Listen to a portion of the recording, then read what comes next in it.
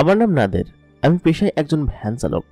অবাক হলেও সত্য, আমার দুটো জিন বন্ধু আছে এবং তারা আমাকে এখনো নানান কাজে সাহায্য করে থাকে।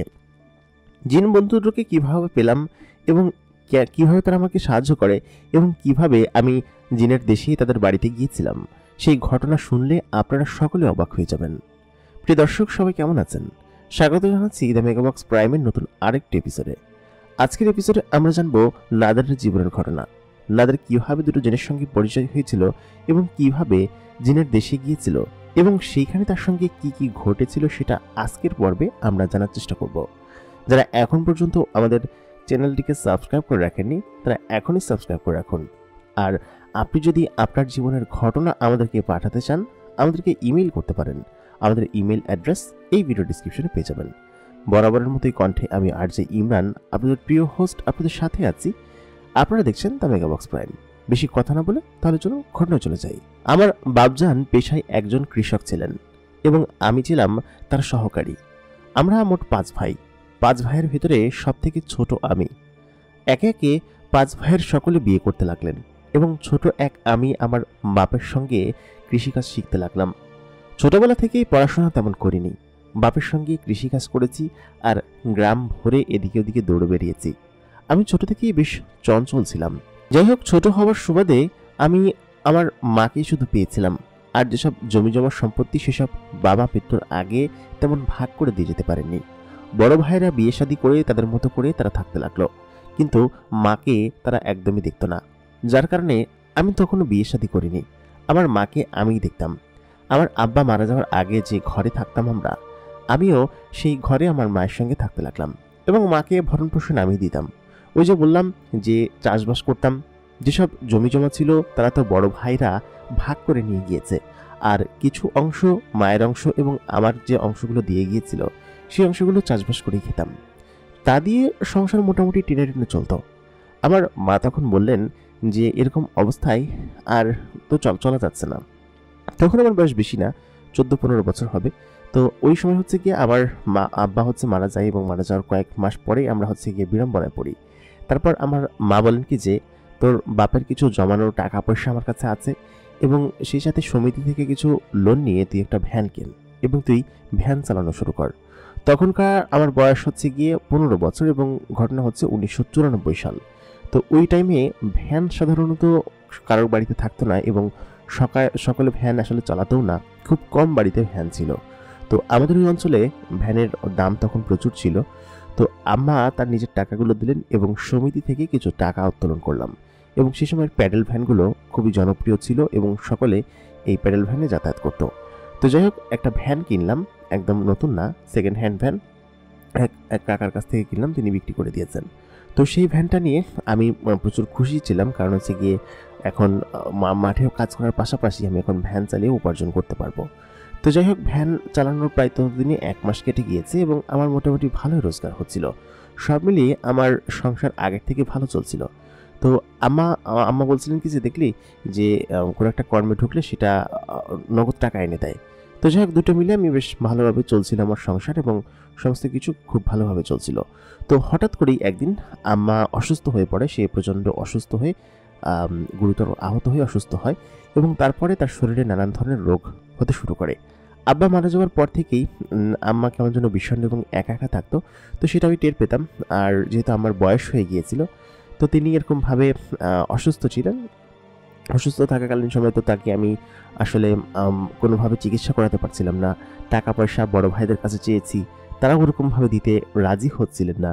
তো সব মিলিয়ে আমি নিজে এক প্রকার দোটানার মধ্যে পড়ে গিয়েছিলাম। তো তখন আমি কি করব না ভেবে এরকমভাবে ভ্যান চালিয়ে বেড়াতাম এবং রাত বেরাত বেশি করে ভ্যান চালানো শুরু করলাম, যাতে করে একটু বেশি টাকা উপার্জন করা হয়। তো তৎকালীন ভ্যানগুলোর নিচে হারিকেন জ্বালানো থাকতো, যাতে করে রাস্তা দেখা যায়। তো এখনকার ভ্যান তো সব ডিজিটাল হয়ে গিয়েছে, সব আলো টালো, কিন্তু ওই টাইমে ওরকম ব্যবস্থা ছিল না। ওই টাইমে ভ্যানগুলোর নিচে থাকতো গিয়ে হারিকেন জ্বালানো এবং সেই হারিকেনের আলোয় আমরা পথ দেখতাম। তো আমি সাধারণত রাতের বেলা গাড়ি চালাতাম না। তো আম্মার এরকম অবস্থা দেখে তাকে সুস্থ করতে হবে, বেশ কিছু টাকার প্রয়োজন আছে। আমি আমাদের জেলা শহরে ডাক্তার দেখিয়েছি, সেখানকার ডাক্তার বলেছে যে তোমার আম্মাকে ঢাকা নিয়ে ভালো ডাক্তার দেখাতে হবে। তো আমি সেটা চিন্তা করে ঢাকা নিয়ে যেতে গেলে তো অনেক টাকার ব্যাপার, তো বড় ভাইদের কাছে চেয়েছি, তারা আসলে টাকা পয়সা এরকমভাবে দিতে চায় না, বা যে বড় ভাই আর মেজো ভাই টুকটাক দিয়েছে তাও ওই যথেষ্ট না, হয়তো সর্বোচ্চ 300-400 টাকার মতো দিয়েছে দুজনে মিলে। এই টাকা দিয়ে তো আর ঢাকা যাওয়া আসা হবে না, আর ওই সময়ের 300-400 টাকা এখনকার 3-4 হাজার টাকার সমানের মতো হবে। তো আমি আরও টাকা গোছাতে লাগলাম। তখনকার ভাড়া ছিল হচ্ছে গিয়ে 1 টাকা 8 আনা 25 পয়সা এরকম টাইপের ভাড়া ছিল, মানে এত আহামরি ভাড়া ছিল না আর কি। তো ওইগুলো গুছিয়ে গুছিয়ে আমার আসলে এক প্রকার তার চিকিৎসা করাতে হবে, সেটা আমি পণ করলাম। তো ওই যে রাত বিরাত জেগে আমি যে ভ্যান চালাতাম, এইটা হচ্ছে গিয়ে আমার একটু কষ্ট হয়ে যেত, তবে কিছু করার ছিল না, মায়ের চিকিৎসা যেহেতু করাতে হবে। তো যাই হোক, ওই দিন রাতের বেলা গভীর রাতে আমি হচ্ছে গিয়ে ঢাকার বাসের অপেক্ষায় বসেছিলাম। আমাদের এখানে আবার ঢাকার বাস আসতো। তো গরমকাল ছিল, চৈত্র মাসের সময় ছিল, প্রচণ্ড পরিমাণ গরম পড়ছিল এবং বাতাসও ছিল রাস্তায়। তো যাই হোক, আমি যেটা করলাম, গভীর রাত পর্যন্ত অপেক্ষা করলাম এবং শেষ বাসে একজন যাত্রী নামলো। দেখে মনে হলো বেশ ভালো ভদ্রলোক। উনি বললো কি যে উনি আসলে খাজুরার ওই পাশে যাবে, আমাদের এখানে একটা জায়গা আছে, সেই জায়গাটা হচ্ছে গিয়ে খাজুরা, এবং খাজুরার ওই পাশে যাবে উনি। তো খাজুরা যে জায়গাটা, ওই জায়গাটা আবার একটু দোসান ছিল। দোসান বলতে ওই এলাকাটা একটু হিন্দু এলাকা, এবং যার কারণে ওই এলাকায় সাধারণত সন্ধ্যার পরে কেউ যেতে চায় না ওই রাস্তা দিয়ে, কাঁচা রাস্তা, এবং অনেকটা ওই রাস্তা পেরিয়ে ওই পাশে ওই পাশে যেতে হবে। তো ওইখানে একটা দোসান পুকুর এবং ভিটা আছে, যে দোসান পুকুর এবং ভিটার আশপাশ দিয়ে আসলে মানুষজন যাতায়াত করতে চায় না, অনেক খারাপ কথা আছে ওই দিক দিয়ে। তো আমি তখন তাকে বললাম যে না, আমি যাব না। তো তারপর তিনি বললেন কি যে কেন যাব না, চলো তোমাকে ভাড়া বাড়ায় দিব। তো উনি তখন এরকম করে আমার বার্গেনিং করতে লাগলেন। তো আরও দুজন ভ্যানওয়ালা ছিল, তাদেরকে জিজ্ঞেস করলেন, ওনারা একদম সাফ না করে দিল। তো উনি আবার আমার কাছে আসলেন, আমাকে দেখে হয়তো ওনার ভালো লেগেছে এরকম কোনো কিছু। তিনি আবার আমার কাছে আসলেন, এসে বললেন কি যে যাবে কেন, চলো ভাড়া বাড়ায় দিব না। তো আমি তখন বললাম যে আসলে ওইদিকে সন্ধ্যার পরে কেউ যেতে চায় না, ওদিকে ভয়ানক গল্প আছে, ওদিকে রাতের বেলা একা একা কেউ যায় না। তো উনি আধুনিক শহরের মানুষ, উনি তখন বললেন, ধরো এইসব কথায় বিশ্বাস করে তুমি যাও, তোমাকে ভাড়া আমি 100 টাকা দিব। তো ওই টাইমে 100 টাকা বহুত টাকা, এখনকার প্রায় ওই যে 1000 টাকার সমান। তো 100 টাকা মাত্র 4-5 কিলোমিটার রাস্তার জন্য উনি আমাকে দিবে। আসলে তখন আমার মাথায় একটা জিনিস খেললো যে আসলে 100 টাকা অনেক টাকা। এখন যদি আমি সারাদিনের ভ্যান চালাই, 2-3 দিনের রিক্সা চালাই, তাও আমি 100 টাকা ইনকাম করতে পারবো না। তার মানে এক রাত 100 টাকা দিচ্ছে, তাহলে ওনার সাথে যাই। তো আমি তখন বললাম কি যে আচ্ছা, আপনার ওদিক দিয়ে ঘুরে গেলে সমস্যা হবে, আমি এই সাইড দিয়ে ঘুরে একটু বেশি রাস্তা হয়তো 10-12 কিলো হবে, আমি ওই দিক দিয়ে যাই। তখন ওই লোক বললেন কি যে তুমি আসার সময় দিক দিয়ে এসো, আপাতত আমাকে এদিক দিয়ে নামাই দিয়ে আসো, যদি তোমার ভয় লাগে এই পাশ দিয়ে চলো। আমি তখন তার কথায় রাজি হয়ে গেলাম। তো লোকটা দেখতে শুনতে ভদ্র ছিল, আমার ভ্যানে চড়ে বসলো। তো আমি আমি তার সঙ্গে হচ্ছে কি যাচ্ছিলাম। তো তিনি তখন বললেন যে এখানে মূলত তোমরা ভয় পাও কিসের জন্য, এই খাজুরা এলাকাটায় বা দুশান যে জায়গা আছে, এটা মূলত কিসের জন্য তোমরা। উনি আমার কাছে গল্প শুনতে লাগলেন। তো সাধারণত রাত্রেবেলা ভূতের গল্প করলে আসলে তখন ভয় বেশি লাগে, এটা আমরা সবাই জানি। তো উনি আমাকে ফোর্স করতে লাগলেন যে বলো, সমস্যা নেই বলো। তো তখন আমি বললাম যে আসলে এই পুকুর ঘাটে সর্বপ্রথম হচ্ছে গিয়ে অনেক আগের কানের আমরা শুনেছি যে যখনই কেউ গোসল করতে যাইতো তখনই নাকি সে গায়েব হয়ে যেত। আর আরেকটা বিষয় আছে যে এই পুকুর ঘাটের পানি নাকি কখনো শুকায় না, এবং মাঝে মধ্যে মানুষ এই পুকুর ঘাট থেকে নাকি পুকুর ঘাটের একদম উপরে সন্নিতে বরাবর মানুষ লাশ ভেসে থাকতে দেখে।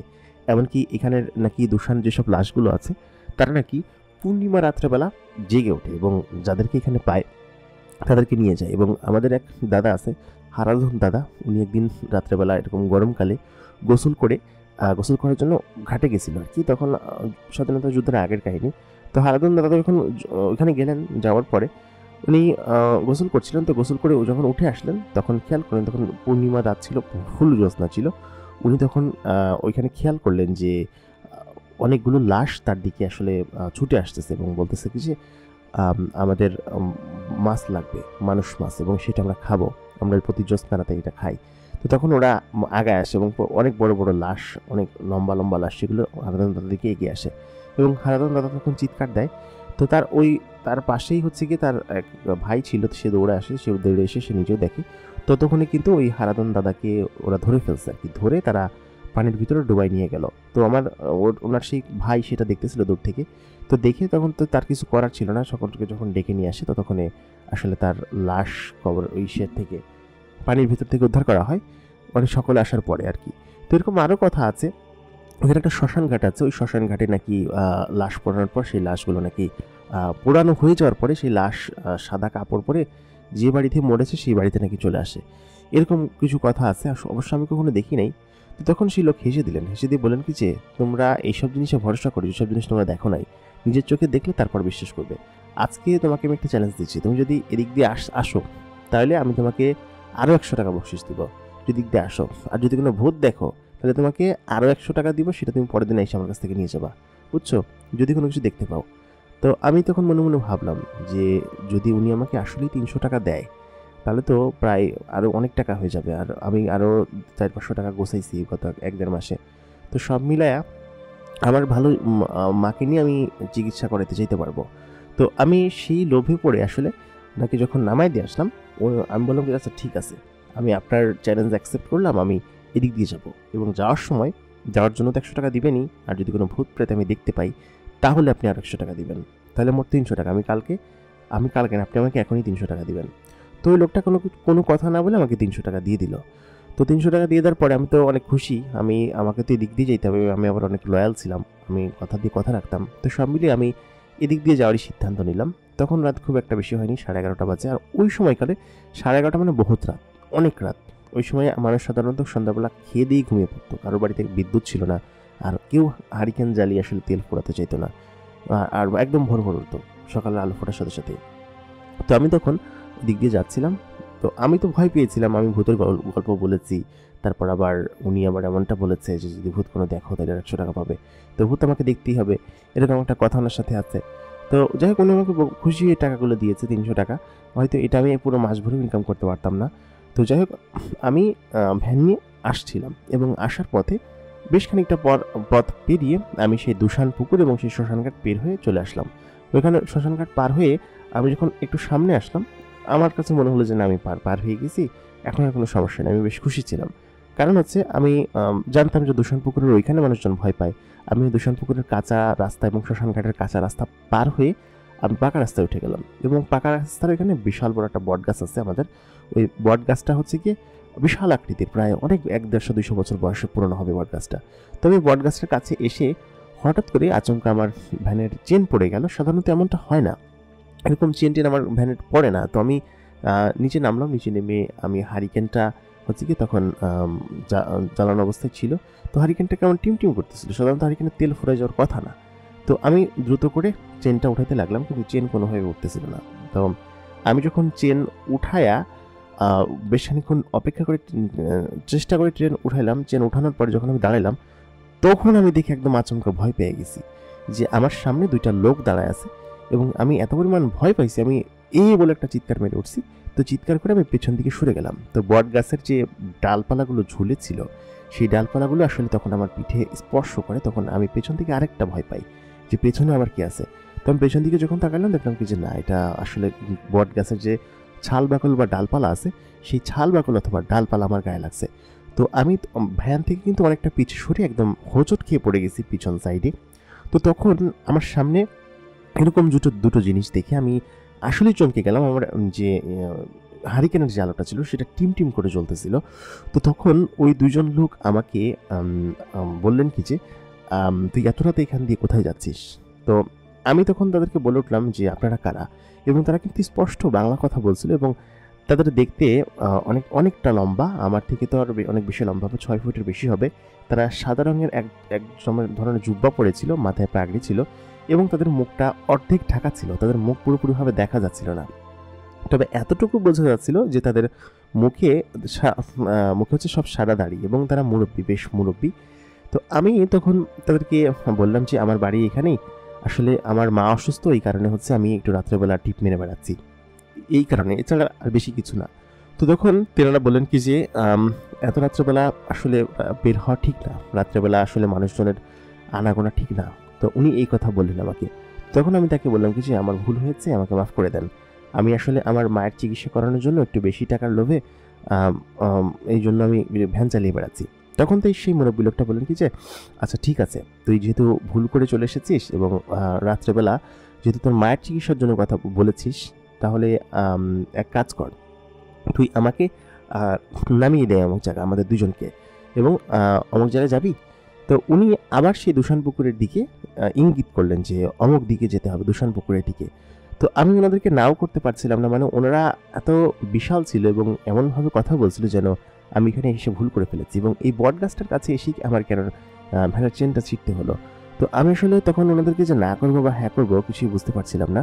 আমি চুপ করে বোবার মতো দাঁড়ায় থাকলাম, কারণ ওনারা আবার ইঙ্গিত দিচ্ছিল দূষণ পুকুরের দিকে যেতে এবং সেই শ্মশান ঘাটের দিকে যেতে। তো তখন ওনারা বলতে লাগলেন যে চল ওদিকে গেলে আমাদেরকে নামিয়ে দিয়ে। তো আমি তখন বললাম না, আমি ওদিকে যাবো না, আমি এখন বাড়িতে যাব, আমার মা বাড়িতে একা রয়েছে। তো যাই হোক ওনারা তখন বললেন কি যে ওদিকে গেলে চল, না হলে চলে যা তুই। তো এরকমটা বলতে লাগলেন। তো যাই হোক আমি তখন ভ্যান চালানো শুরু করলাম। ওনাদেরকে বারবার পিছন দিকে আমি ফিরে ফিরে দেখছিলাম, ওনারা সেখানে দাঁড়ায় আছে। তো হারিকেনের আলো যতক্ষণ ছিল ওনাদেরকে ততক্ষণ দেখা যাচ্ছিল। তো আমি তখন খুব দ্রুত গতিতে ভ্যানটা চালাতে শুরু করলাম। তো আচমকা আমি খেয়াল করলাম যে ওনারা দুইজন, আমি তো ওনাদের দুজনকে ওইখানে রেখে আসছি, ওনাদের দুজন ওইখানে থেকে কোনোভাবেই ভ্যানে ওঠার কথা না। আমি তো খুশি মনেই চলে আসছিলাম, কারণ ততক্ষণ আমি লোকালয়ের মধ্যে ঢুকে গেছি।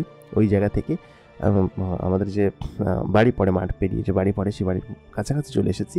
তো আমি দেখে চমকে গেলাম, সেটা হচ্ছে ওই দুজন লোক আমার ভ্যানের দুই সাইডে বসে আছে। তো তখন আসলে কার ভয় না পাওয়ার কথা আপনারা বলেন? আমি এত পরিমাণ চমকে যাই, এত পরিমাণ ভয় পাই যে আমার ভ্যান শুদ্ধ আমি প্রায় একটা গাছের সাথে মেরে দিই। এবং আমি যখন ভ্যান থেকে নেমে সেই ভ্যানের দিকে তাকাই, আমি আসলে বিশ্বাস করতে পারছিলাম না যে আমার ভ্যানের উপরে কেউ বসেছিল। তো আমি দেখলাম কেউ তখন নেই। তো আমি তখন ভয়ে আমার ভ্যান ট্যান ফেলে ওইখানেই ফেলে আমি বাড়ির দিকে চলে আসি। তো তখন আমি প্রায় বাড়ির কাছাকাছি চলে এসেছিলাম। ওই ভ্যান যেখান থেকে উঠাবো, আমি উঠিয়ে যে আবার আমি টান দিব, সেরকম সৎ সাহস আমার বুকের মধ্যে ছিল না। কারণ ওই দুটো জিনিস যখন আপনি দেখলেন যে তাদেরকে আপনি বটগাছের কাছাকাছি রেখে আসছেন, এবং সেই দুজন লোক যখন আপনার ভ্যানের উপর বসে আছে, আপনি নিজেও জানেন না তারা কখন উঠেছে, তার মানে এরা নিশ্চয়ই কোনো মানুষ না, এরা নিশ্চয়ই কোনো প্রেতাত্মা বা এরকম কোনো কিছু। আমি সেটাই ভাবতে লাগলাম। তো আমি ওই ভ্যানটা এখানে ফেলে দৌড়াতে দৌড়াতে বাড়িতে চলে এসে একটা চিৎকার মেরে আমি বাড়িতে অজ্ঞান হয়ে গেলাম। এরপরের ঘটনা আমার আর কিছু মনে নেই। আমার সারা রাত জ্ঞান ফেরেনি। আমার আম্মা সারা রাত আমার চোখে মুখে পানি ছিটিয়েছে বা সকালে আমাকে ধরাধরি করেছে, কিন্তু কারো ধরাধরিতে কোনো কাজ হয়নি। এবং আম্মা ভেবেছে যে আমি ভয় পেয়েছি, এবং তেমনটাই হয়েছে, আমি তো আসলেই ভয় পেয়েছি। তো পরের দিন সকালবেলা আমি ঘুম থেকে যখন উঠলাম, মানে অজ্ঞান অবস্থায় যখন আমি উঠলাম, সজাগ হলাম, তো তখন আমার গায়ে প্রচণ্ড জ্বর, এবং এত পরিমাণ জ্বর যে সেই জ্বর নেভানোর জন্য কোনো তান্ত্রিক, কবিরাজ, কোনো সাধু, কোনো কিছুতেই কাজ হচ্ছিল না। তারা এসে ওষুধ দিল, তারপর ডাক্তার আসলো, ডাক্তার এসে ওষুধ দিল, কোনো প্রকার কাজ হচ্ছিল না। প্রায় 2 দিন যাবত আমার সেই জ্বর, এত পরিমাণ তীব্র জ্বর, 1 সেকেন্ডের জন্য কমার নাম নেই সেই জ্বর। তো আমি এত পরিমাণ ভয় পেয়েছিলাম। তো যাই হোক আমি 2 দিন এরকমভাবে এত পরিমাণ কষ্ট পেয়েছি, আসলে বলে বোঝানো সম্ভব না। তো আমার ভ্যানটা, আমার ভাই ওই রাত্রে গিয়ে 4-5 জন গিয়ে ভ্যানটা নিয়ে আসছিল ওইখান থেকে। তো সকালে আমার কাছে জিজ্ঞেস করে যে আসলে কি হয়েছিল সেদিন রাতে। তো আমি তো জ্বরের ঘরে ছিলাম, আমি আসলে তেমন কিছু বলতে পারিনি। আমি জাস্ট এতটুকুই বলেছি যে ওই লোক দুটো, ওই সাদা জামা পরা লোক দুটো আমার ভ্যানে। তো এরকম করে আমি জাস্ট বিলাপ বকছিলাম। তো হয়তো ও অনেকে এরকমভাবে জিজ্ঞেস করেনি। তো আমার আম্মাকে বলে গেছে যে ওকে পিচাস ধরছিল বা এরকমভাবে প্রেতাত্মা ধরছিল, এরকম নানান জিনিস আমার আম্মাকে তারা বলতে লাগলো।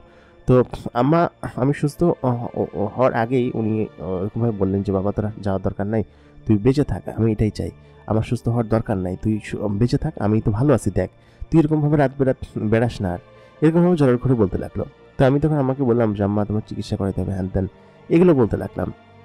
তো যাই হোক আম্মা আমার সেবা যত্ন করলো, এবং ওই দিন দ্বিতীয় দিনের জায়গায় তৃতীয় দিন রাত, যেদিন আমি শুয়েছিলাম আমার ঘরের ভিতরে, ওই দিনও আমার জ্বর ছিল, আমার শরীরে তাবিজ তুবিজ নানান ধরনের জিনিস বেঁধে দিয়ে গেছে, মানে সবাই আর কি। তো আমি ঘুমায় আসি, আচমকা রাত তখন 2টার বেশি হবে। আমাদের ঘর তো খুব বড় ছিল না, আর গরমকালে আমি সাধারণত বারান্দায় ঘুমাতাম। বারান্দায় খুব ভালো বাতাস আসতো, দক্ষিণের বাতাস আসতো, তো আমি বারান্দায় ঘুমাতাম আর কি। এবং আমাদের বারান্দাটা এমন ছিল, পাটকাঠির বেড়া ছিল 3 পাশে, আর মাঝখানে হচ্ছে একটা খাট ফালানো ছিল, আর পুরো বারান্দা খোলা, এরকম বারান্দা ছিল। তৎকালীন গ্রামের বাড়িগুলো কিন্তু এরকমই হতো। তো আমাদের গ্রামের বাড়ি এরকম ছিল, এবং মাটি দিয়ে তৈরি ঘর ছিল, নিচে মাটি ছিল, ডোয়া মাটি ছিল। আর আম্মা হচ্ছে ভেতরে ঘুমাইতো, আম্মা মহিলা মানুষ যেহেতু। আর আমি গরমের কারণে ওই বারান্দায় ঘুমাতাম, বাতাস টাতাস আসতো ওইখানে, আর যেহেতু বিদ্যুৎ ছিল না ওইখানে ঘুমাতাম। তো আমি আচমকা আমার রাত 12:30 এর আনুমানিক হবে, এরকম সময় আমার ঘুম ভেঙে গেল। তখন মাথার উপর ভরা জ্যোৎস্না। তো আমি খেয়াল করলাম যে আমার পায়ের কাছে কোনো একটা মানুষের অবয়ব দাঁড়ায় আছে, এবং সেটা মানুষের মতো দেখা যাচ্ছে। সাধারণত আকাশ মানে জ্যোৎস্না থাকলে কিন্তু দেখা যায় যে মানুষ দাঁড়ায় আছে। তো তো মানুষের মতো অপবায় দুইটা লোক আমার পায়ের কাছে দাঁড়ায় আছে। তো তারা এত পরিমাণ লম্বা যে আমাদের যে বারান্দার ছাদ ছিল, টিনের ছাদ, সেই ছাদ পর্যন্ত তাদের মাথায় লেগে যাচ্ছে এবং তারা কুঁজো হয়ে দাঁড়ায় আছে। তো ওইটা দেখে আমি আচমকা আবার ভয় পাই এবং আমি যে চিৎকার করব, আমার গলা দিয়ে আসলে চিৎকারের শব্দ বের হচ্ছিল না। আমি এরকমভাবে দাঁড়াইছিলাম। তো তখন সেই দুটো জিনিস আমার কাছে এগিয়ে আসলো, কাছে আগায় আসা দুইজনে দুই পাশে বসলো। আমার খাটটা বিশাল বড় ছিল, একটা চৌকি টাইপের খাট। তো দুই পাশে দুজন বসলো, দুই পাশে দুজন বসে আমার হাত ধরে তার উপরে উঠালো। তো তখন তো আমার প্রায় সেন্সলেস অবস্থা, আমি জ্বরে একদম ভাজা পড়া হচ্ছে। বিগত 2 দিন ধরে এক ফোঁটার জন্য আমার শরীরে জল কমে নাই। তো তখন সেই দুজন লোক আমাকে যখন টেনে তুললো, আমি এরকম ঢুলতেছিলাম। তো আমাকে তখন তারা আমার মাথায় হাত রাখলো, হাত রেখে বললো যে তুই ঠিক হয়ে যাবি, তুই তোর মায়ের জন্য যা করছিস আসলে আমাদের ভুল হয়ে গিয়েছে, আমাদের মাফ করে দে। তো এই কথা বলার পর আমি আমার আর তখন কোনো সেন্স ছিল না, আমি তখন ঘুমায় গেলাম। এক প্রকার ওনারা আমার মাথায় হাত বুলা দিতে লাগলো, আমি তখন শুয়ে পড়লাম। তো শুয়ে থাকা অবস্থায় আমি পরের দিন সকাল ফজরের আজানের খানিকক্ষণ আগে আমার ঘুম ভাঙলো। ঘুম ভেঙে আমি লাফতে উঠে পড়লাম। তো দেখলাম আমার গা একদম ঘেমে টেমে শেষ এবং আমি প্রায় গোসল করে ফেলছি ঘেমে একদম। তো এত পরিমাণ গরম ছিল এবং গরমে পুরো ঘেমে গোসল করে ফেলছি, মানে আমার জ্বর সারছে বোঝা যাচ্ছে। তো আম্মা তখন নামাজ পড়ার জন্য উঠছে, উঠে দেখে কি যে আমি খাটের উপর বসে আছি চুপচাপ। তো আম্মা বললো কি যে কিরে বাজান, তুই এরকম বসে আছিস কেন? তো দেখলো কি যে গায়ে জ্বরটা নয়। তা আমার আম্মা খুশি হইলো এবং তিনি আমাকে নামাজ পড়তে বললো কি নামাজ পড়ে নেয়। তো আমি অজু টজু করে নামাজ পড়ে নিলাম। তো গত রাতে যে ঘটনা ঘটেছিল এটা কি স্বপ্ন ছিল নাকি আমার ভ্রম ছিল, এটা আমি ভাবতেছিলাম। তো সারাদিন আম্মা আমাকে খাওয়ালো দাওয়ালো, আমার যত্নআত্তি করলো। তো সন্ধ্যার পরে তখন রাত 8:30 9টা হবে, সবাই খেয়ে দিয়ে ঘুমাই পড়ছে। আমি আসলে তখন বারান্দায় বসে আছি, আমার আসলে ঘুম পাচ্ছিল না, শরীর খারাপ ছিল, যেহেতু নতুন শরীর খারাপ থেকে উঠেছি। তো তখন আমি খেয়াল করলাম উঠানের উপর আসমান থেকে দুটা আলোর মতো কিছু একটা পড়লো এবং সেই আলোগুলো সেই মানুষগুলোতে রূপান্তর হয়ে গেল সেদিনকে যে দুটো মানুষকে আমি রাস্তায় দেখেছিলাম। তো আজকে তাদের পরনে সাদা লেবাস না, আজকে একটু ভিন্ন ধরনের একটু লেবাস পরা এবং তারা আমার দিকে আগে আসলো। তাদের চেহারা স্পষ্ট রূপে দেখা যাচ্ছে এবং তাদের চেহারা একদম নুরানি চেহারা, এত সুন্দর চেহারা যে আসলে বলে বোঝানো সম্ভব না। তারা মুখে সাদা কালো দাড়ি, তো তাদেরকে দেখতে এত চমৎকার লাগছিল। তারা খুবই সুন্দর দুটো লোক ছিল। তারা আমার কাছে এগিয়ে আসলেন এবং বললেন যে তুমি কেমন আছো, আমাকে এরকম জিজ্ঞেস করলেন। তো সেদিনকে তো আমি তার চেহারা দেখিনি। তো আমার আসলে তাদেরকে দেখে এখন আর ভয় লাগছিল না। কেন ভয় লাগছিল না আমি বলতে পারবো না, হয়তো নিজের ঘরে ছিলাম এই জন্য, নাকি অন্য কোনো কিছু। তো তখন তারা আমাকে বললেন যে তুমি কি সুস্থ হয়েছো, তুমি কি ভালো আছো? তো তখন আমি বললাম কি জি আমি আলহামদুলিল্লাহ ভালো আছি, কিন্তু আপনারা কারা এবং আপনারা এখানে কেন এসেছিলেন? গতকালকে কি আমার বাসায় এসেছিলেন আপনারা? তো তখন তেনারা বললেন যে হ্যাঁ গতকালকে এসেছিলাম, তবে তোমার সরলতা এবং তোমার মায়ের প্রতি ভালোবাসা দেখে আমরা মুগ্ধ হয়ে গিয়েছি। তোমাকে আসলে ওই দিন রাত্রেবেলা রাস্তায় দেখে আমরা আসলে ভীষণ রেগে গিয়েছিলাম এবং তোমাকে আসলে ওই দিন রাত্রেবেলা আমরা নিয়ে শাস্তি দিতে চেয়েছিলাম, যে রাত্রেবেলা সাধারণত আমাদেরকে বিরক্ত করলে আমরা তাদেরকে শাস্তি দেই বা তাদের প্রতি একটা অন্যরকম বিরূপ প্রতিক্রিয়া আমাদের থাকে। তো ওই দিন রাতে হচ্ছে কি আমরা ওইখানে ওই বট গাছের ওইখানে বসে গল্প করছিলাম দুই বন্ধু। তো হঠাৎ করে আচমকা তুমি যখন ওখানে দাঁড়ালে তখন আমরা খুবই বিরক্ত হয়েছিলাম আমাদের গল্পের মধ্যে ইন্টারাপ্ট করার জন্য। তো এই কারণে হচ্ছে কি তোমার প্রতি আমাদের একটু ক্ষোভ ছিল, কিন্তু তুমি যখন বললে যে তুমি তোমার মায়ের জন্য আসলে এরকমটা করেছো এবং রাত বেরাতে তুমি এরকমভাবে রিক্সা বা ভ্যান চালাতে, তো যাই হোক এটা আমাদের কাছে ভালো লেগেছে তোমার মায়ের প্রতি এত ভক্তি দেখে। আসলে আমাদের মা নেই তো, এই কারণে আমরা আসলে এটা দেখে খুব খুশি হয়েছি। তো আমি তোমাকে পুরস্কৃত করতে চাই এবং তোমার এরকম স্যাক্রিফাইস দেখে তোমার বড় ভাইরা তোমার মাকে কিন্তু তেমন দেখে না। তো তোমার এরকম স্যাক্রিফাইস দেখে আমরা বেশ খুশি হয়েছি এবং তোমাকে আমরা আমন্ত্রণ জানাতে চাই আমাদের দেশে। তো তখন আমি তাকে জিজ্ঞেস করলাম যে আপনি কে এবং আপনারা কারা, আপনারা আমি আসলে চিনতে পারছি না আপনারা কারা। তো তখন সেই লোক দুটো বলে উঠলেন যে আমার নাম হামজা আর ওর নাম হচ্ছে গিয়ে মাকসুদ, আমরা দুজন বেশ ভালো বন্ধু, তো আমরা হচ্ছে কি দুজন জিন। তো এই কথা বলার পর আমি আসলে তখন বেশ ভালোভাবেই চমকে যাই। তো আমি তখন বললাম কি যে কি বলছেন আপনি জিন, আপনার তো এই কথা বলে আমার আসলে গলা টলা কাঁপতে লাগলো। তো তখন তেনারা বললেন কি যে দেখো বাবা, ভয় পাওয়ার কিছু নেই, আসলে ভয় তখনই তুমি বাবা যখন তুমি কোনো অন্যায় করেছো, তুমি তো কোনো অন্যায় করোনি, তুমি ভালো কাজ করেছো, এটার জন্য তোমাকে আমরা পুরস্কৃত করতে চাই এবং আমাদের এখানে তোমাকে আমন্ত্রণ জানাই। তো এই কথা বলার পর আমার বুকে খানিকটা স্বস্তি নিঃশ্বাস আসলো এবং আমি স্বস্তি নিঃশ্বাস ফেললাম। তখন সেই লোকগুলো বললো কি যে দেখো বাবা, আমি তোমাকে নিয়ে যেতে এসেছি, তোমাকে কিন্তু একবার এখান থেকে নিয়ে যাব এমনটা ভেবো না, কারণ তোমার এরকম মা ভক্তিতে আমরা খুব খুশি হয়েছি। তোমরা আমাদেরকে একটু আমাদের এখানে চলো এবং তোমরা আমাদের এখানে একবেলা কিছু খেয়ে এসো এবং আমাদের অতিথি আপ্যায়ন তোমরা গ্রহণ করো তুমি। তো আমি প্রথমে ভয় পেলাম, ভয় পেয়ে বললাম কি যে না না আমি যাব না, আপনারা হয়তো আমাকে নিয়ে আর ফেরত দিয়ে যাবেন না, আমি জিনেদের ব্যাপারে অনেক কথা শুনেছি। তো তখন তেনারা বললেন কি যে না বাবা এমনটা না, আমি সত্যি তোমার এরকম আচরণে খুশি হয়েছি, তোমাকে যদি নিয়ে যাওয়ারই হতো তাহলে কিন্তু আমি গতকালকে নিয়ে যেতে পারতাম, তাই না? এরকমভাবে তোমাকে তোষামোদি করা লাগতো না কিন্তু, বা ওদিন রাতের বেলায় নিয়ে যেতে পারতাম, তাই না? তো এই কথা বলার পর আমার মাথায় একটু অন্যরকম খেললো যে হ্যাঁ তাই তো, সত্যি তো উনি তো চাইলে আমাকে এমনিই নিয়ে যেতে পারে, এরকম তো তোষামোদি করা লাগে না। তো তখন আমি বললাম কি যে আচ্ছা ঠিক আছে। তো উনি আমাকে বললেন কি যে এই জামাটা পরে নাও তুমি, এবং জামাটা পরে ঘর থেকে আসো, যদি কিছু নেওয়ার থাকে বা যদি কোনো প্রিপারেশন নেওয়ার থাকে তোমার মাকে বলে আসো। তো আমি বললাম কি যে না মাকে বলা দরকার নেই, মা বললে হয়তো উনি ভয় পাবে। তো উনি আমাকে যে জামাটা দিল সেই জামাটা আসলে খুব এত চমৎকার, সেই জামাটা এখন পর্যন্ত আমার খুব সুন্দরভাবে আমি ভাঁজ করে ট্রাঙ্কের মধ্যে রেখে দিয়েছি, খুব চমৎকার। এবং সেই জামাটা আমি মাঝে মধ্যে বের করে পরি, আমার ছেলেমেয়েদেরকে দেখাই। তো তখন উনি সেই জামাটা আমাকে যখন দিলেন, এত সুন্দর জামা এবং রাজকীয় পোশাক আমি আমার জীবনে কোনোদিন পরিনি। তো তখন তিনি আমাকে ওই জামাটা হচ্ছে গিয়ে উপহার স্বরূপ দিলেন এবং আমি সেটা পরলাম, এবং সেই জামার সাথে উনি আমাকে একটা সুগন্ধি দিলেন। সেই সুগন্ধিটা এখন আমি ব্যবহার করি, এবং আমি আসলে সেটা আমার কাছে নিজের কাছে রেখে দিয়েছি, আমি ব্যবহার করতাম না। এবং ওই সুগন্ধিটা একটা বিশেষত্ব আছে যে ওইটা যে শিশিতে দিয়েছিল সেই শিশির সুগন্ধি কখনো শেষ হয় না। আমি অনেক ব্যবহার করেছি, আমার ছেলেমেয়ে সকলকেই দিয়েছি ব্যবহার করার জন্য, কিন্তু আসলে ওই জিনিসটা শেষ হয় না। এরকম একটা শিশি আমাকে দিয়েছিল উনি, তো আমি সেই শিশিটা দিলাম। নেওয়ার পরে আমার শরীরের সেই শিশির আতরগুলো মাখলাম। তো মাখার পরে আমি আসলে তখন উঠানে এসে বললাম কি যে জি আমি আসলে প্রস্তুত। তো তখন ওনারা দুইজন দুই পাশ দিয়ে আমার দুই হাত ধরলেন। ধরার পরে আমি খেয়াল করলাম যে আমি মাটি থেকে আগুনের গতিতে, মানে আলোর গতিতে একদম উপর দিকে আমি ছুটে যাচ্ছি। এবং আমার আসলে ওই সময়ের অভিজ্ঞতা সম্পর্কে আমি আপনাদেরকে বলে ব্যক্ত করতে পারবো না, এরকম এরকম অন্যরকম অভিজ্ঞতা আমার কখনো হয়নি। তখন আমি আসলে ওই দিক দিয়ে ওনারা এরকমভাবে আমাকে রকেটের মতো করে উপরের দিকে নিয়ে যায়, এবং আমি খেয়াল করলাম যে আমি আসলে মেঘের ভিতর দিয়ে যাচ্ছি, এবং আমি নিচের দিকে খেয়াল করে দেখলাম দূরে অনেক দূর দূরান্তে আলো জ্বলছে, সেগুলো আমি দেখতে পাচ্ছি, আমি স্পষ্ট দেখতে পাচ্ছি যে আমি একদম মাটি থেকে অনেকটা উপরে চলে এসেছি। তো এরপরে সাধারণত সাদা সাদা মেঘ আমার সামনে আসলো, এবং এই সাদা সাদা মেঘের আড়াল যখন আমি শেষ হলো, তখন আমি খেয়াল করলাম যে আমি এমন একটা জায়গায় চলে এসেছি যে জায়গাটা আমি আসলে এর আগে কোনোদিন আসিনি বা দেখিও নি। আমি এর আগে কোনোদিন আমার নিজের গ্রাম বা উপজেলার বাইরে কোনোদিন যাইনি, জেলার বাইরে। কিন্তু এই জায়গাটা আমার কাছে সম্পূর্ণ রকম অচেনা এবং অপরিচিত লাগলো, কারণ এখানের ঘরবাড়িগুলো একটু বিচিত্র রকমের। কীরকম আমি আপনাদেরকে একটু উদাহরণ দিই। ঘরবাড়িগুলো একদম মানে ছোট ছোট ঘর, এবং কিন্তু খুব সুন্দর ঘর। ছোট ছোট বলতে বড়ই আছে, কিন্তু খুব সুন্দর দেখতে। যেমন এক গৃহস্থর বাড়িতে প্রায় ৪-৫টা করে ঘর, এবং সেগুলো গোল ছাতার মতো প্লাস সেগুলো একদম অনেকটা গম্বুজের মতো একদম উপর পর্যন্ত উঠে আসছে, এবং ওই গম্বুজের ভিতরে এক একটা করে রুম, এবং যে রুমের ভিতরে থাকে অনেকটা পাখির খাঁচার মতো, যেমনটা কবুতরের খাঁচা হয়। তো সাধারণত আমি জিজ্ঞেস করলাম যে এখানকার ঘরগুলো এরকম গোল গোল বা এরকম ছোট ছোট কিসের জন্য, মানে ওপরের দিকে বেশি কিসের জন্য? তো তখন তেনারা বললেন আসলে জিনেরা তো উড়তে পারে, তো ওদের আসলে ওরকমভাবে কোনো রেস্ট্রিকশন নেই যে ঘরগুলো একদম সমান হতে হবে। ওরা উপরে থাকতে পছন্দ করে, যার কারণে ওরা বেশিরভাগ টাইমে ওদের রুমগুলো উপরে বানায়, এবং এরকম গম্বুজ টাইপের রুম বানায়। এরকম সোজা রুম, মিনারের মতো রুম থাকে, এবং গোল করা থাকে। তো এরকম ঘরগুলো দেখে আমি চমকে গেলাম প্রথমে।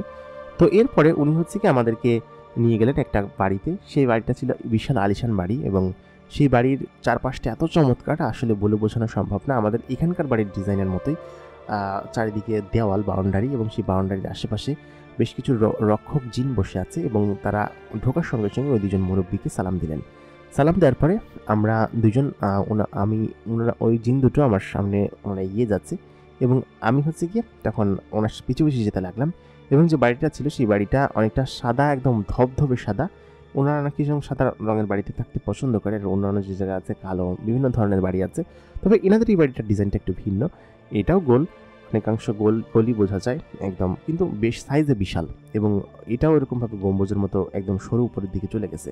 তো এই সব বাড়ি ঘরগুলো দেখে আমি আসলে বিশ্বাস করতে পারছিলাম না যে আমি সত্যি সত্যি জিনের দিনে চলে এসেছি এবং জিনের দেশে চলে এসেছি। তো তখন ওনারা আমাকে নিয়ে গেলেন ভিতরে নিয়ে যাওয়ার পরে ভেতর দিকে বেশ কয়েকজন এগিয়ে আসলেন, এবং আমাকে আপ্যায়ন করার জন্য আমাকে সালাম দিলেন। প্রথমে আমি সকলে সালাম গ্রহণ করলাম। তো সালাম গ্রহণ করে আমি তখন সামনের দিকে এগিয়ে যাচ্ছি। তো এরপর আমাকে একটা জায়গায় বসতে দেওয়া হলো, বললো কি যে বসেন। সেটা সম্ভবত ওদের ড্রয়িং রুম, এবং ওরা সম্ভবত এখানে বসে। এত চমৎকার জায়গা আসলে আমি এর আগে কখনো দেখিনি চারিদিকে। এরপরে যখন আমাকে উপরে উঠালো, মানে ওরা যে প্রাচীরের উপরেগুলো থাকে, সেই উপরের দিকে যখন আমাকে ওঠানো হলো, সেই উপরের সাইডটা ছিল একটু অন্য রকমের। আমি বেশ খানিকক্ষণ পরে উপরের দিকে গেলাম। তো যাওয়ার পর পুরো শহরটা, মানে ওদের হাদনাম শহরটা, এই শহরটার নাম ছিল হাদনাম শহর। তো এই হাদনাম শহরটা এত চমৎকার লাগছিল আমার। আসলে আমার সাথে একজন জিন দিয়ে দিয়েছিল, সে আমার বয়সী জিন, এবং তিনিও দেখতে খুব চমৎকার। তার মুখে কালো দাড়ি, লম্বা দাড়ি, এবং এনারা সকলে মুসলিম জিন। এনারা আল্লাহর ইবাদত করে, এবং আমি নিজেও 5 ওয়াক্ত নামাজ পড়তাম। তো আমি তখন তাদেরকে বললাম যে আপনাদের হাম্মান শহর এত বড় কিসের জন্য, এবং এত চমৎকার কেন দূর থেকে দেখতে। এবং ওরকম আরও অনেক বড় বড় ইমারত ছিল, তবে ওই ইমারতের একদম উপরে যেখানে আমাকে থাকতে দেওয়া হয়েছিল, এবং উনি এক প্রকার আমাকে উড়িয়েই ওখানে নিয়ে গিয়েছিল, এবং নিয়ে যাওয়ার পর বলল কি যে এই জায়গা থেকে আসলে বিল্ডিংটা দেখতে খুব সুন্দর লাগে, শহরটা দেখতে। একদম উপরের দিকে নিয়ে গেল। নিয়ে যাওয়ার পরে আমি খেয়াল করলাম যে আসলে এই জায়গাগুলো দেখতে এত চমৎকার যে বলে বোঝানো কখনো সম্ভব না। সেটা আমি আসলে ব্যক্ত করতে পারছি না। দূর দূরান্তে সব চমৎকার চমৎকার জিনিস দেখা যাচ্ছে, অনেক দূরে দূরে বিভিন্ন জিনিস ওড়াউড়ি করছে। তো সব মিলিয়ে আমার কাছে এত পরিমাণ ভালো লাগতে শুরু করলো সব জিনিসগুলো, যে আমি নিজে বলে বোঝাতে পারবো না। তো তারপর আমি এগিয়ে গেলাম আরও সামনে, এবং সেখান থেকে আমি পা ঝুলিয়ে দেখছিলাম। তো উনি তখন বললো কি যে সমস্যা নেই, তুমি দেখো। তো আমি নিচের দিকে চলে আসলাম। উনি সাধারণত আমাকে বলেছিল যে আমাকে অতিথি আপ্যায়ন করে আমাকে বাড়িতে দিয়ে আসবে। তো যাই হোক, ওনার সাথে গল্প করতে করতে বেশ খানিকটা সময় পেরিয়ে গেল। আরেকটা ইন্টারেস্টিং বিষয় হচ্ছে, আমি যখন আমার এখান থেকে এসেছিলাম তখন কিন্তু রাত ছিল। তো আমি যখন এখানে এসেছি তখন কিন্তু এখানে কোনো রাত দিন নেই, এখানে সবসময় দিন, এবং সবসময় এখানে এরকমভাবে আলো থাকে। এবং আলো থাকে কিসের জন্য সেটা আমি জিজ্ঞেস করেছিলাম, তবে সেটার কোনো উত্তর ওনারা আমাকে দেয়নি, যে আলো কিসের জন্য থাকে জিনের এই কাবিলায় বা জিনেরা যেখানে থাকে। তো আমাকে জাস্ট এতটুকু বলেছিল যে ওরা যে আলোর ভিতর থাকতে পছন্দ করে, এবং এখানটা এরকমই। আর ওরা সাধারণত রাত্রেবেলা চলতে পছন্দ করে, এবং চলাচলের ক্ষেত্রে রাত্রেবেলার অন্ধকারটা বেছে নেয়। তো এই সব কিছু বলেছিল। তারপর আমাকে যখন নিচে নিয়ে আসা হলো, খাওয়ার জন্য ডাক দেওয়া হলো। তো আমার জন্য প্রায় পুরো ডাইনিং টেবিল ভর্তি। ওদের আবার ডাইনিং টেবিলটা ভিন্ন ছিল, পাথরের উপর, পাথরের গুঁড়ি, এবং সব মিলিয়ে একটা প্রাকৃতিক জায়গায়, যে জায়গাটা খুবই চমৎকার দেখতে, একটা জঙ্গলের মতো জায়গা, এবং সেখানে নাকি ওটা খাওয়া দাওয়া করতো। খুব সুন্দর জায়গা, এরকম প্রাকৃতিক জায়গায় আগে আমি কখনো বসিনি। তা আমাকে বসানোর পরে পরিবারের সকলে মিলে খাবার খেতে লাগলেন। তো ওদের পরিবারে মোট হচ্ছে কি 71 জন সদস্য ছিল। তো 71 জন সদস্যের জন্য টেবিলটা এরকম বানানো, বিশাল আকৃতির টেবিল, এই মাথা থেকে ওই মাথা পর্যন্ত দেখা যাবে না, এরকম বড় বিশাল আকৃতির টেবিল। আর ওরা তো সাইজে বেশ বড় বড় ছিল। তো এরকম সকলে আমার আশপাশ করে বসতে লাগলো। তো আমার কাছে মুরব্বী 2 জন বসেছিলেন। তো 71 জনের ভিতরে কয়েকজন বাড়িতে ছিলেন না, তো ওনারা তো আর খেতে পারছিলেন না। মোটামুটি 50-55 জন নিয়ে আমরা খেতে বসলাম। তো এইরকম একটা জিনিস আমি আমার জীবনে কোনোদিন দেখিনি, যে এত বড় একটা পরিবার হতে পারে। আসলে এনারা ইউনাইটেডভাবে থাকে, যৌথভাবে থাকে। একটা বাড়িতে একটা কাবিলার যেসব জিনগুলো একখানায় খাবার খায়, এবং সব মিলিয়ে এই জায়গার এই জিনিসটা আমার কাছে খুব ভালো লাগলো। তো সকলের সঙ্গে আমার পরিচয় করিয়ে দিলেন, যদিও সকলের সঙ্গে আমার ওরকমভাবে আমি দেখতে পাচ্ছিলাম না, কারণ অনেক দূর দূরান্তে বসেছিল। তো সকলের সঙ্গে আমি পরিচিত হলাম, সবাইকে আমি সালাম দিলাম, এবং সবাই আমার সালাম গ্রহণ করলেন, এবং আমার পরিচয় ওনারা করিয়ে দিলেন, এবং ওনারা ওনাদের মতো করে কথা বলছিলেন কোনো একটা ভাষায়। তো তখন সেই মুরব্বী জিন দুটো আমাকে বললেন যে কেমন লাগছে এইখানটা, আসলে জায়গাটা ভালো না, খুব চমৎকার না? তো আমি তখন বললাম জি, জায়গাটা খুব ভালো এবং খুবই চমৎকার, আমার ভালো লাগছে। তো তখন তিনি বললেন কি যে তাহলে এখানে 2 দিন থেকে যাও, এখানে থাকলে আমাদের ভালো লাগবে। তোমার মতো একজন ভালো মানুষকে যদি আমরা সেবা করতে পারি, সেটা আমাদের খুব ভালো লাগবে।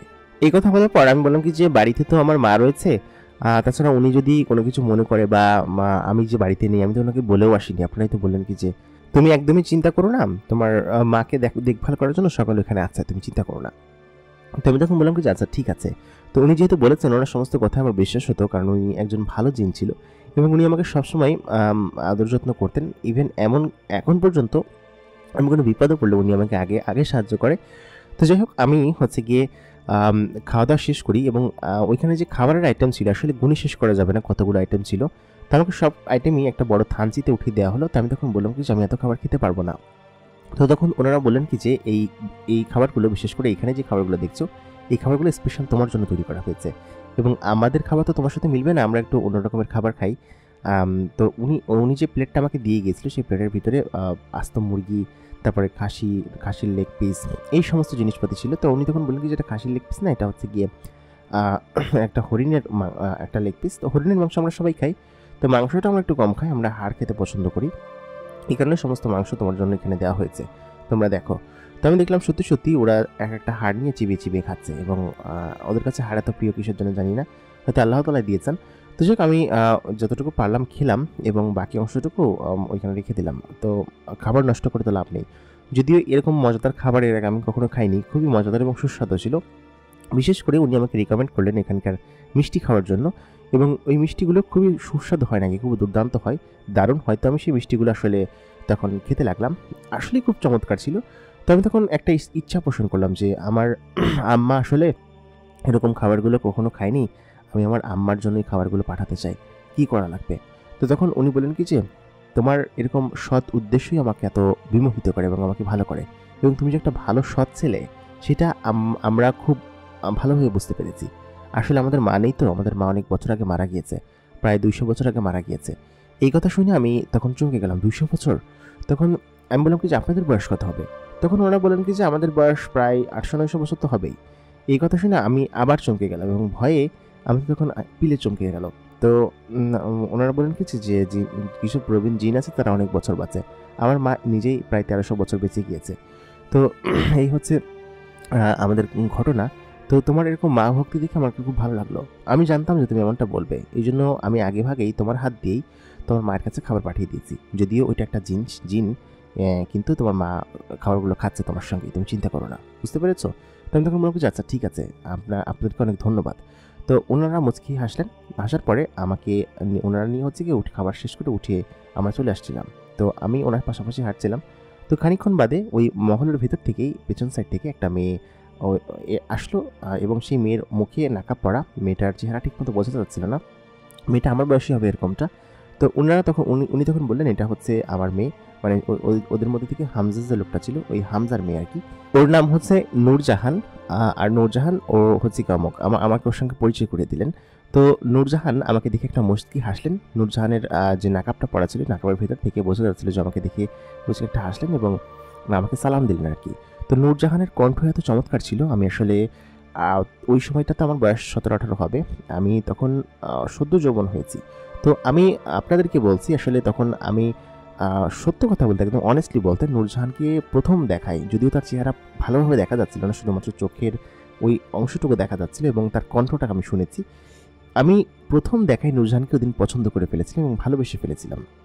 এটা আসলে বলা ঠিক হচ্ছে কিনা জানি না, কিন্তু এটা খুবই সত্য কথা এবং খুবই বাস্তব কথা যে নূরজাহানকে দেখে আমার এত পরিমাণ ভালো লেগেছিল, যদিও আমি সেদিনকে প্রথম দিন দেখিনি, এর পরের দিন আমি দেখেছিলাম নূরজাহানকে। কীভাবে নূরজাহানের সঙ্গে আমি কথাও বলেছি এবং ওর সাথে আমি ঘুরেওছি। আমার আসলে ওই কথাটা আমি নিজের কাছে সারা জীবন চেপে রেখেছিলাম। আমি হয়তো বললে কি হতো আমি জানি না, তবে এটা একটা ভদ্রতার ব্যাপার যে ওনারা আমাকে দাওয়াত করে নিয়ে গেছেন, সেখানে গিয়ে আমি এরকম একটা কথা বলবো, এটা আসলে কখনো সম্ভব না। আর জিন এবং মানুষের বিয়ে আসলে সম্ভব না, কারণ ওনারা বলেছেন যে ওনারা অনেক অনেক বছর বাঁচেন। তো সেক্ষেত্রে আমি হয়তো সর্বোচ্চ 60-70 বছর বাঁচবো, তাতে করে কী হবে, তাতে করে হয়তো 60-70 বছর পরে আপনারা বুঝতেই পারছেন।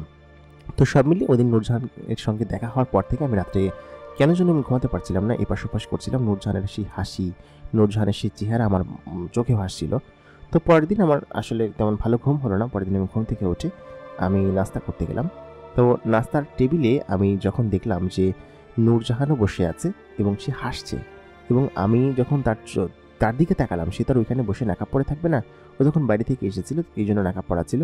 তো আমি যখন তার দিকে তাকালাম, আমি ওখানে ফিট হয়ে পড়ে যাওয়ার মতো অবস্থা। মানে ভাই বিশ্বাস করবেন না, আমি যদিও অশিক্ষিত এবং দেখতে শুনতে অতটা খারাপও না, যদিও অশিক্ষিত গরিব ঘরের ছেলে, কিন্তু নূরজাহানকে দেখে আমার এত পরিমাণ ভালো লেগে যায়, এত পরিমাণ ভালো লেগেছে যে আসলে বলে বোঝাতে পারবো না। এত সুন্দরী কোনো মেয়ে আমি আমার বাপের জন্মে কোনোদিন দেখিনি। আমি তো অনেক জায়গায় চলাফেরা করেছি, সুন্দরী অনেক মেয়ে দেখেছি, বড়লোকের মেয়েও দেখেছি, কিন্তু এত সুন্দর মেয়ে আমি কল্পনাও করতে পারবো না যে এত সুন্দর ছিল নূরজাহান। আসলেই পরীরা যে সুন্দর হয় আমরা যে শুনেছি ছোটোবেলায়, সেটা আমি নূরজাহানকে না দেখলে বুঝতে পারতাম না। তো আমি খাবার খাচ্ছিলাম আর নূরজাহানকে দেখছিলাম। তো খানিকক্ষণ বাদে সেই মুরব্বী জিন দুটো আসলেন, হামজা এবং আরেকজন ছিল, তিনি আসলেন। আসার পরে তিনি আমাকে বললেন কি যে কী ব্যাপার, খাওয়া দাওয়া করছো? তো তখন আমি বললাম জি। তো তখন আমি বললাম কি যে আমাকে তাহলে যেতে হবে, আমার আম্মা এখানে একা আছে, আম্মাকে অনেক দিন দেখি না। তো তো তখন ওই মুরব্বী লোকটা বলে, না আজকে দিনটা থেকে যাও, তোমাকে নূরজাহান সমস্ত কিছু ঘুরিয়ে দেখাবে, তুমি তো আমাদের এখানটা সমস্ত কিছু ঘুরে দেখোনি। তো এই কথা বলার পর আমার জন্য একদম সোনাই সোহাগা ব্যাপার হয়ে গেল, কারণ নূরজাহানের সঙ্গে আমার কথা তো ওই দিনই হয়েছে, আমি তো তার সঙ্গে যেচে গিয়ে কথা বলতে পারবো না। তো তখন নূরজাহানকে বললেন, নূরজাহান তুই ওকে একটু ঘুরতে নিয়ে যাস, ঠিক আছে? ও কিন্তু এখানটা দেখেনি, ও কিন্তু কালকে চলে যাবে, ও আসলে এখানে থাকতে চাচ্ছে না, ওর মাকে দেখে না তো অনেকদিন, তো তুই ওকে একটু ঘুরতে নিয়ে যাস, ঠিক আছে? তো উনি উনি উনি তখন বললেন কি আচ্ছা ঠিক আছে। তো তখন আমি খাওয়া দাওয়া শেষ করে আমি ভেতরের দিকে গেলাম। তো খানিকক্ষণ বাদে নূরজাহান আমার পেছন থেকে এসে ভৌ একটা শব্দ করলো এবং বললো কি যে আমি তো আপনাকেই খুঁজছিলাম, আপনি কোথায় ছিলেন? আপনাকে বলেছেন আব্বা ঘুরতে নিয়ে যেতে, আসলে আমি বিকেলের দিকে সময় পাবো না, আপনি তাহলে এখন চলেন, যাবেন? তো আমি ইতস্তত করে বললাম আচ্ছা ঠিক আছে। তো আমি যেহেতু একটা গরিব ঘরের ছেলে, নূরজাহান খুব বড়লোক ঘরের জিনের একটা মেয়ে এবং তিনি খুবই সুন্দর দেখতে, আসলে আমি তখন ইতস্তত বোধ করছিলাম, লজ্জা পাচ্ছিলাম। তো নূরজাহান কিন্তু আমার সাথে একদম স্বাভাবিক ছিল। আর এর আগে নূরজাহান কোনো মানুষের সঙ্গে মেশেনি। তো ও আমাকে বললো কি যে আপনার সঙ্গে মেশার জন্য আমার একটা এক্সাইটমেন্ট কাজ করছে। কিসের জন্য? এর আগে কিন্তু আমি কখনো কোনো মানুষের সঙ্গে মিশিনি, মানুষ কেমন হয় সেটাও জানি না। তো তখন নূরজাহান আমাকে বললো যে আপনি কি এভাবে যাবেন, তাহলে চলুন। আমি বললাম হ্যাঁ চলো। তো আমাকে তো ওই জায়গার পোশাক টোশাক পরানো হয়েছিল, তো আমার ওইখানের সমস্ত কিছু ইয়ে করা হয়েছিল, সে তো আমি বাড়িতে যেরকম থাকতাম ওরকম কিন্তু এখানে নেই, কারণ বাড়িতে ময়লা পোশাক পরে থাকতাম, জীর্ণশীর্ণ পোশাক পরে ভ্যান চালাতাম। এখানে তো সেরকম কোনো কিছু নেই, আমার গায়ে সুগন্ধি, এক প্রকার ওদের অংশই হয়ে উঠেছিলাম আমি গত 2 দিন আর কি। তো নূরজাহান আমাকে নিয়ে বললো কি যে ওই জায়গাটায় চলেন। তো আমি নূরজাহানের পাশে পাশে হাঁটছিলাম। তো খানিকক্ষণ বাদে বললো কি যে এরকম হেঁটে গেলে সারাদিন লাগবে, আপনি এক কাজ করুন, আমার হাতটা ধরুন, দেখি আপনার হাতটা দেন তো। তো আমি আচমকা হাত দেওয়ার আগেও আমার হাতটা চেপে ধরলো। তো আমি তো এর আগে নূরজাহানের উপর ক্রাশ খেয়েছি, তারপর প্রেমে পড়েছি, এখনকার যুগের যে ক্রাশ বলে, প্রেমে পড়ে গিয়েছি, সেটা তো আপনাদেরকে আমি বললামই। কিন্তু নূরজাহান আচমকা যেরকম আমার হাতটা ধরে বসবে, আমি সেটা স্বপ্নেও ভাবতে পারিনি। তো হাতটা ধরে আমি তো পুরো অবাক, আমি নূরজাহানের দিকে তাকিয়ে আছি, আমি যে আলোর গতিতে ছুটে যাচ্ছি বা কীভাবে যাচ্ছি সেসব বিষয়ে আমার কোনো কোনো খেয়াল নেই। তো নূরজাহান আমাকে একটা সুন্দর দেখতে জায়গায় নামালো, সেই জায়গার চারিপাশে আসলে নানান ধরনের পশু পাখি ডাকছে, খুবই সুন্দর একটা জায়গা, এবং সেখানে খুব সুন্দর একটা কুঠির আছে, একটা পুকুর আছে, আর যে আশেপাশে যে গাছগুলো আছে সেই গাছগুলো থোকায় থোকায় বেশ বড় বড় ফুল ধরে আছে, এরকম ফুলের আমি কখনো দেখিনি। তো তখন উনি বলেন কি যে এটা আমার একটা খুব প্রিয় জায়গা, আপনাকে নিয়ে এসেছি আপনার সঙ্গে গল্প করবো বলে। তো আমি এবং নূরজাহান পুকুর পাড়ে বসলাম। পুকুর পাড়ে বসে ও পুকুরের পানির ভিতরে পা ডুবিয়ে দিল। তো ওর পার অনেক অংশ উপরে উঠালো কাপড়টা, এবং এত পরিমাণ ফর্সা ছিল, আসলে আমি পাগল হয়ে যাচ্ছিলাম। আমি তখন যদিও আমার যৌবন বয়স, নূরজাহানেরও ওরকম বয়স ছিল, যদিও জানি না আমি, হয়তো বেশি বয়স থাকতে পারে, কিন্তু নূরজাহানকে দেখতে আমার মতোই ছিল, আমার বয়সী মনে হচ্ছিল। তো তারপর ওর সঙ্গে গল্প করতে লাগলাম। তো আমার ভিতরে তো আমি ছিলাম না, আসলে এমন একটা ঘটনা ঘটেছে যে নূরজাহান আমার হাতটা এরকমভাবে ধরবে আমি কল্পনাও করতে পারিনি। তো ওই দিনকে ও আমার সাথে এরকমভাবে গল্প করে, আমার সাথে আমাকে জিজ্ঞেস করে যে এখানে কী করো, বা মানুষের দুনিয়ায় কী কী হয়, তোমরা কী করো সকাল থেকে রাত পর্যন্ত। আমি সমস্ত কিছু বলতে লাগলাম। তো আমার শুনে হাসতে লাগলো যে মানুষজন এরকম এরকম করে। আমি তখন বললাম তোমাদের এখানকার সব কিছু তো অবাক, আমি দেখেও তো অবাক হয়েছি। তখন নূরজাহান আমাকে আশ্বাস দিল যে তোমাদের এখানে একদিন যাব, আমাকে ঘুরিয়ে দেখাবে তো। তাই বললাম জি ইনশাল্লাহ, আপনি আসেন, আমি আপনাকে ঘুরিয়ে দেখাবো। তো তখন নূরজাহান বলল কি যে আপনি করে বলছেন কেন, তুমি করে বলো। তো তেমন বললাম কি যে না না থাক। তো ইতস্তত করলাম, এবং আসলে ইতস্তত করার মতো অবস্থা, নূরজাহান এত বড় একটা জিনের মেয়ে এবং এত সুন্দরী, আসলে তার সামনে আমার মতো একজন ভ্যান চালক বসে এরকমভাবে গল্প করছে, সেটাই অনেক কিছু। তো তারপর ওই নূরজাহান আমাকে বলল যে এখন তো বিকেল হয়ে যাবে, আমার একটা বান্ধবীর বাসায় যাওয়ার কথা, তো তাহলে চলে যাই আমরা। তো নূরজাহানের ওই সাথে ওই দিনটা আমার এত পরিমাণ ভালো কেটেছিল, যদিও আমি আংশিক একটু ঘটনা বললাম যে ওর সঙ্গে বসে এরকম গল্প করছি। তো আরও অনেক জায়গায় গিয়েছি, সেসব বিষয়ে আসলে না বলি। আসলে তারপর হচ্ছে কি আমি নূরজাহানের সাথে করে ওইখান থেকে চলে আসি, এবং ও আমাকে আসার সময় হাত ধরে নিয়ে আসে এবং এসে আমাকে ঘরের ভিতরে নামিয়ে দিয়ে বলে যে থাকেন আপনি, আমি তাহলে যাই। হ্যাঁ। তো তারপর আমি হচ্ছে কি ওইখানে গেলাম ঘরের ভিতরে, যাওয়ার পরে রাতের খাওয়া দাওয়া করলাম। খাওয়া দাওয়ার করার পরে আমাকে সেই জিনটা বললো কি যে আচ্ছা ঠিক আছে। আমি ওই জিনটাকে কি বললাম যে আমি বাড়িতে যাব না। আসলে নূরজাহানের সঙ্গে দেখা করার পরে আমার খুব খারাপ লাগছিল, এখানটা থাকলে আমার নূরজাহানের কথা মনে পড়বে, সেই জন্য আমি ভাবলাম যে আমি এখান থেকে চলে যাই। আর নূরজাহানের কাছ থেকে আমি শেষ বিদায় নিয়ে এসেছি, আমি বলে এসেছি কি যে আমি আজকে চলে যাব। নূরজাহান আমাকে আশ্বাস করেছে যে ও আমাদের বাড়িতে যাবে, এবং আমাকে আসলে ঘুরিয়ে দেখানোর একটা দায়িত্ব দিয়েছিল। তো যাই হোক, ওই দিনকে উনি ওই মুরব্বী জিনটা উনি আমাকে আমার উঠানের উপর নামিয়ে দিয়ে যায়, এবং সাথে আরও বেশ কিছু উপহার দিয়ে যায়, বেশ কিছু জামা কাপড়, বলে কি যে এই জামা কাপড়গুলো তুমি তোমার মাকে দিও, বেশ সুন্দর সুন্দর বেশ শাড়ি এবং গহনা আর কি। আর আমাকে আরেকটা ড্রেস দিয়েছিল, এই দুটো ড্রেস আমার সঙ্গে এখনও আছে।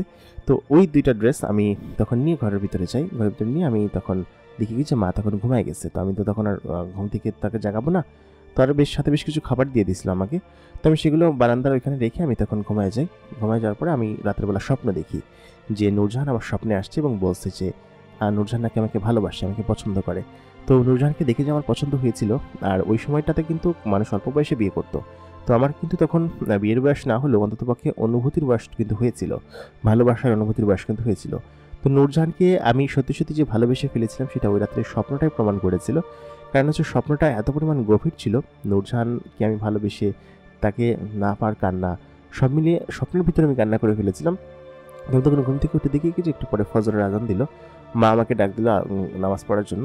তো আমি উঠলাম ঘুম থেকে, উঠে মাকে বললাম, মা তুমি কেমন আছো, ভালো আছো? আমি মাকে গিয়ে জড়ায় ধরলাম। তো মা বললো কি তোর কী হয়েছে আজকে, এই 2 দিন এক প্রকার আমার কাছে আসতেছিলি না, আর আজকে একদম আমার কাছে এসে আমাকে জড়ায় ধরলি। তো আমি তখন বললাম কি যে মা তোমার জন্য একটা কাপড় চোপড় নিয়ে আসছি, দেখো তো এগুলো লাগে কিনা। তখন বললাম কি যে আগে নামাজ পড়ে আয়। তো আমি নামাজ পড়ে যখন ভোরের আলো ফুটলাম মায়ের হাতে তুলে দিলাম সেই জিনিসগুলো। মা ঘর থেকে পরে আসলে তাকে এত সুন্দর লাগতেছিল, ওইখানকার জিনেদের দুনিয়ায় যেসব মেয়েরা এইসব জামা কাপড় পরে তাদের মতো দেখতে লাগতেছিল। তো মা অনেক খুশি হলো, বললো কিছু কোত্থেকে নিয়ে আসছিস। তো আমি বললাম কি যে এটা তোমার ভাবতে হবে না, তুমি এটা পড়ো। তো আমি ওই দিনকে সারাদিন অবজার্ভ করলাম, প্লাস আমি খাবারগুলো এনেছিলাম সেই খাবারগুলো মাকে দিলাম, উনি খুব তৃপ্তি করে খেলো এবং বললো কি যে কী রে ভাবসান, তুই এত ভালো ভালো খাবার কত 2-3-4 দিন ধরে কোত্থেকে আনতেছিস বলতো। তো আমি তখন বললাম, মা তোমার জন্য আমি সব কিছু করতে পারি, এই খাবারগুলো তোমার, এবং আমি আমার সামর্থ্য থাকলে এর থেকে ভালো খাবার আমি তোমাকে খাওয়াবো। তো তখন মা বললো কি যে এইসব খাবার খাইতে খাইতে আমার দাঁত নড়ে গেছে, আমি আর খাইতে পারবো না। তো বললাম কি যে আর হবেও না সম্ভবত। তো তখন মা মুচকি একটু হেসে দিলে, বললো কি যে তুই আমার যেরকম ভালোবাসিস এরকম মরার আগ পর্যন্ত ভালোবাসলেই হবে। তো বললাম কি যে না মা, তুমি আরও অনেক বছর বাঁচবা। তো যাই হোক, আমার মা ওই যাত্রায় তো একদম পুরোপুরি সুস্থ হয়ে গেছিলো, ওইটা আমি ওই দিন সারাদিন থাকার পরে বুঝতে পারি। কারণ হচ্ছে মা যেরকম অসুস্থ ছিল ওইরকম অসুস্থ আমি দেখতে পেলাম না তাকে। তো তখন মা বললো কি যে আমি তো সুস্থ হয়ে গেছি, আমার আর আগের মতো ওরকমভাবে শরীর খারাপ লাগে না এবং আমি এখন পুরোপুরি চাঙ্গা হয়ে গেছি। তো তখন আমি বুঝতে পারলাম যে আসলে আমার ওই জিন যে 2 বন্ধু ছিল, মানে মুরব্বী যে জিন 2টো ছিল, ওনারা আমাকে বন্ধু বলি গণ্য করে, সেই 2 জিন বন্ধু আসলে আমার মাকে সুস্থ করে দিয়েছে তাদের টোটকা দিয়ে এবং তাদের এখানে চিকিৎসা বিদ্যা দিয়ে। তো এর পরবর্তীতে আমার মা ইনশাল্লাহ এখনও বেঁচে আছে, আমার সঙ্গেই আছে এবং সুস্থ সবলভাবে আছে।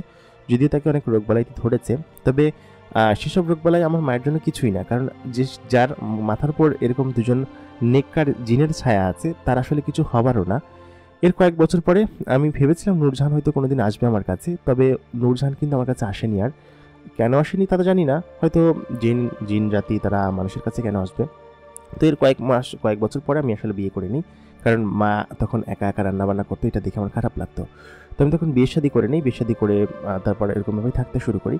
তো আমি বিয়ে করি হচ্ছে গিয়ে 1999 সালে বিয়ে করি, প্রায় 2000 সালের কাছাকাছি টাইমে, অক্টোবর মাস ছিল, 99 সালে বিয়ে করি। এবং ওই সময় থেকে এখন পর্যন্ত আমার স্ত্রী আমাকে এত পরিমাণ ভালোবেসেছে। আসলে নূরজাহানের সেই জায়গাটা তো স্ত্রীটা আমার স্ত্রী অনেকটা নিতে পারবে না, কিন্তু আমার সেই দুঃখটা ভুলিয়ে দিয়েছে। আমি আমার স্ত্রী সবটাই জানে, আমি নূরজাহানের কথা আমার স্ত্রীকেও বলেছি এবং বলেছে যে আমি নূরজাহানের মতো হওয়ার চেষ্টা করব। এবং আমি তখন বললাম, তুমি আমাকে যেরকম পরিমাণ ভালোবাসো এরকমটা নূরজাহান হয়তো ভালোবাসতে পারবে না, সে হয়তো, আমি তাকে ভালোবাসতাম, সে একটা পরী, তো সে তার মানুষ না যে সে আমাদের সঙ্গে এসে থাকবে। তো আমার বউ এত পরিমাণ ভালো, আমার মাকে এত পরিমাণ সেবা যত্ন করে। এরপরে আমার 2টা মেয়ে এবং 2টা ছেলে হয়েছে। তো তারা মাশাআল্লাহ এসব বিষয় হয়তো সব কিছু জানে না, তবে আমি তাদেরকে গল্প বলি মাঝে মধ্যে, জিনেদের দেশে যাওয়ার গল্প। তো ওনারা আমার ছেলে মেয়েগুলো আসলে আমার প্রচুর ভক্ত হয়েছে এবং আমি এখন পর্যন্ত কোনো প্রকার বিপদে পড়িনি। যখনই বিপদে পড়ি তখন আমার এই জিন বন্ধুরা এসে আমাকে সাহায্য করে। কোনো রোগবালাই হলে, কোনো কিছু হলে, আমার মাকে আমি এখন পর্যন্ত এত পরিমাণ ভালোবাসি, আদর যত্ন করি। মার প্রতি আমার এত পরিমাণ অ্যাফেকশন, আসলে এটা অন্য কারোর প্রতি কারো আছে কিনা আমি জানি না, তবে জিনগুলো এই আমার একটা গুণের জন্য কিন্তু তারা আমাকে এত পরিমাণ ভালোবাসে। আমি এখন পর্যন্ত তারা আমাকে এরকমভাবে আমার সেবা যত্ন করে এবং আমার সমস্ত অসুবিধা বিপদে আপদে তারা আমার পাশে থাকেন। তো তাদেরকে ধন্যবাদ জানাই এবং আমি সকলকে বলবো যে আপনারা যারা আপনার মা এখনও বেঁচে আছে, আপনার মাকে ভালোবাসুন, মা বাবাকে ভালোবাসুন এবং একটা কথা আছে না যে মা বাবার পায়ের নিচে বেহেশত আছে, তো এটা আমি বিশ্বাস করি এবং আমি আমার মা বাবাকে কখনো ফেলে দিইনি আমার বাকি ভাইগুলোর মতো।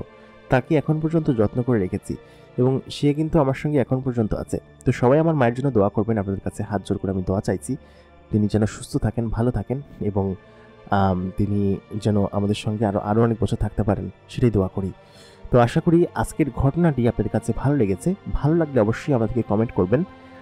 আসলে এটা খুব সত্য কথা যে রাব্বির হামহুমা কামা রাব্বায়ানি সাগীরা, সকল মায়ের জন্য দোয়া রইল এবং বিশেষ করে এই ভাইটির মায়ের জন্য দোয়া রইল যে কিনা এত কষ্ট করে তার মাকে লালন পালন করছে, তার মাকে দেখে শুনে রাখছে। এবং আমি রিকোয়েস্ট করব সকল ভাইদের প্রতি, বোনদের প্রতি, আপনার মা বাবার প্রতি বিশেষ যত্ন নেবেন এবং তারা যেন খুব দ্রুত আরও সুস্থ থাকে এবং খুব দ্রুত আমাদের মাঝখানে আরও বেশি দিন তারা জীবিত থাকতে পারে, সেই দোয়াই করি সুস্থতার সাথে।